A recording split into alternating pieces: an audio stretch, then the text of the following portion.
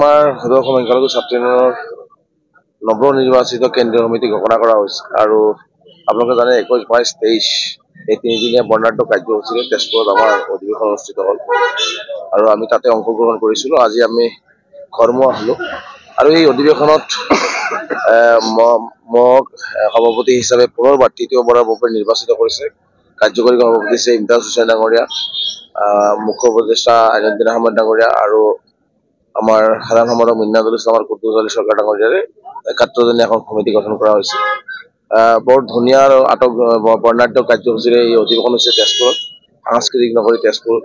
গতিকে অসমৰ বিভিন্ন প্ৰান্তৰ আমাৰ প্ৰতিনিধিসকল কৈছিল, গতিকে সেই তাতে আমাৰ প্ৰতিনিধিসকলে কৈ যোৱাকালি গোটেই নিশা প্ৰতিনিধি সভা হৈছে। সভাৰ পিছত আজি ৰাতিপুৱা 10 বজাত আজি কেন্দ্ৰীয় সমিতিখন ঘোষণা কৰা হৈছে।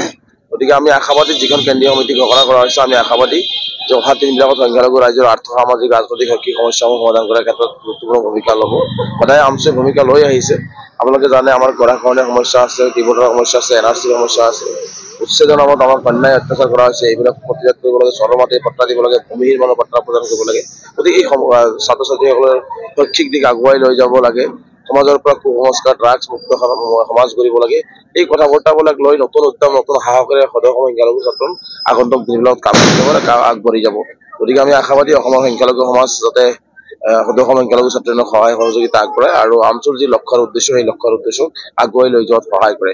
গতিকে মই পুনৰবাৰ তেজপুৰবাসী ৰাইজ, তেজপুৰ সংখ্যালঘু ছাত্ৰ ইউনিয়ন আৰু সমগ্ৰ অসমৰ সংখ্যালঘু ৰাইজৰ লগতে তেজপুৰবাসী ৰাইজক পুনৰবাৰ ধন্যবাদ জনাইছোঁ যে ইমান ধুনীয়াকৈ তিনিদিনীয়া কাৰ্যসূচীৰে এখন অধিৱেশন অনুষ্ঠিত কৰি অধিৱেশনত মোক পুনৰবাৰ সভাপতিৰ আসন অলংকৃত কৰাৰ ক্ষেত্ৰত মোক সহায় সহযোগিতা কৰিলে তেখেতসকলক মই পুনৰবাৰ আন্তৰিক ধন্যবাদ জনাইছোঁ।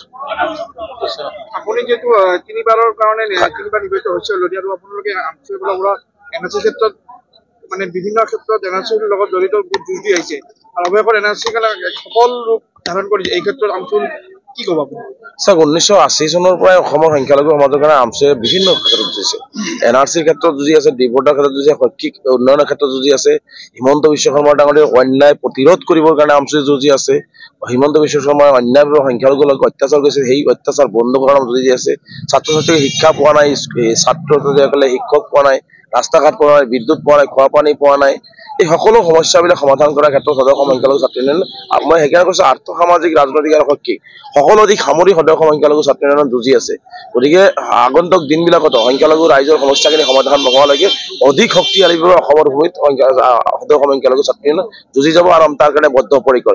গতিকে যিকোনো মূল্যৰ বিনিময়ত আমাৰ উন্নয়ন লাগিব, যিকোনো মূল্যৰ বিনিময়ত আমাৰ ওপৰত হোৱা অন্যায় অত্যাচাৰ বন্ধ হ'ব লাগিব আৰু আমাৰ অধিকাৰখিনি আমাক দিব লাগিব, অন্যথা আমি অধিকাৰ কাঢ়ি আনিবৰ কাৰণে আমি আগবাঢ়ি যাম।